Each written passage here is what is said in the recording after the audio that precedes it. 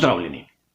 Danes bo beseda zopet tekla o barvnih shemah v Formuli 1, a tokrat ne o teh nacionalnih barvah, temveč o shemi, ki jo je v Formulo 1 pripeljal pokrovitelj in je po mojem mnenju ena izmed najbolj razpoznavnih v celotnem spektru motošporta.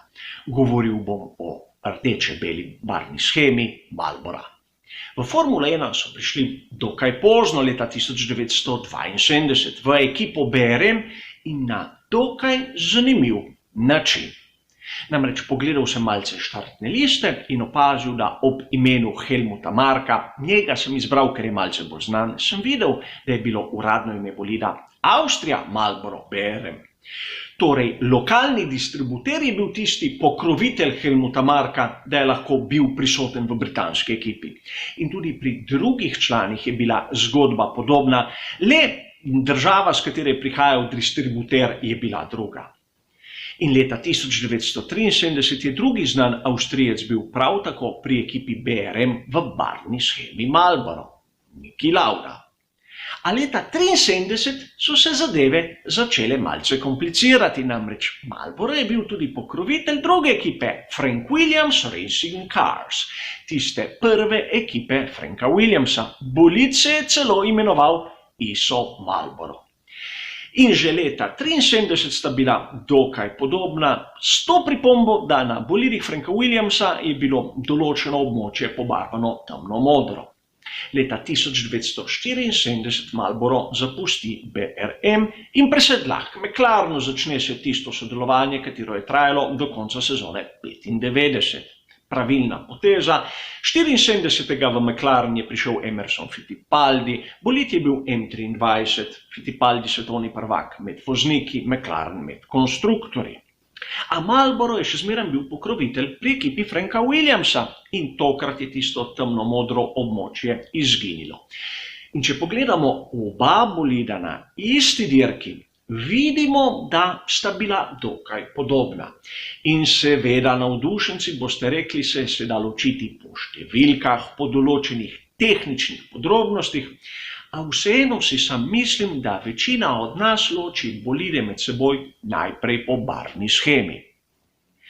In leta 1975 in naprej nimamo več, vsaj za nekaj časa, tega dvoma, kaj je tista ekipa, katere je pokrovitelj Marlboro.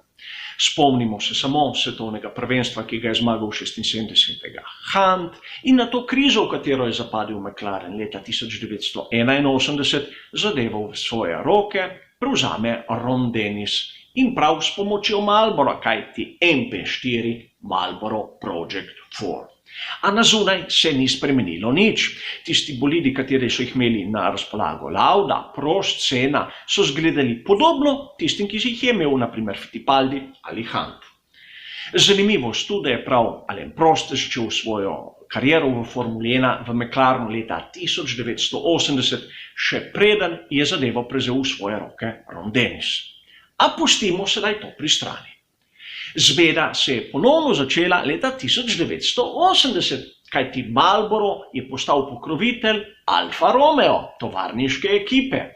Seveda druga branža, druga veja, a vseeno, bolida sta bila na zunaj zopet podobna. Trebalo je bilo poznati številke, tehnične karakteristike bolidov, da se jih ločilo, a v tistih časih, kot sem povedal, tudi definicija naprimer televizijskih sprejemnikov je bila drugačna kot danes in bilo je malce težje. Zgodba je trajala od leta 1980 do 1983. Nato Marlboro gre k Ferrariju. Ne kot glavni pokrovitelj, ampak kot oni manjši stranski. Na bolidih z Maranella smo jih prvič opazili, bom rekel, sploh kot tisto nalepko, na kateri je bilo napisano ime voznika. In to je trajalo do leta 1995, ko je Marlboro postal glavni pokrovitelj skuderije Ferrari. In tako smo zopet imeli dve ekipi, kateri glavni pokrovitelj je bil Marlboro. Seveda pri Ferrariju nikoli nismo videli tiste bele barve. In kot zanimivost na koncu še to. Nekateri vozniki so celo svojo kariero gradili na to, da so imeli dobre veze pri določenem pokrovitelju. Nič takega. A zanimiva je zgodba Andreja De Cesarisa. On je imel močne veze pri italijanskem distributerju tobačnega giganta Philip Morris, Marlbora. In poglejmo, vozil je leta 1980 za Alfa Romeo, 81 za McLaren, 82, 83 spet za Alfa Romeo. Nato se je potikal po raznih ekipah, kjer lahko Marlboro ni bil viden, a njihov finančni prispevek je znan. Zanimiva je zgodba, da leta 1992 bi moral voziti za Jordan.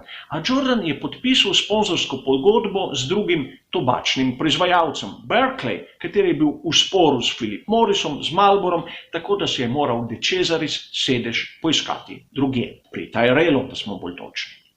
In torej, vidimo, da ta barvna shema, kateremu vsakemu navdušencu prikliče samo v spomin McLaren ali malce Ferrari, ima zgodbo v Formuli 1, katera je bistveno bolj kompleksna in bistveno bolj zanimiva. Hvala za vašo pozornost in nasvidenje.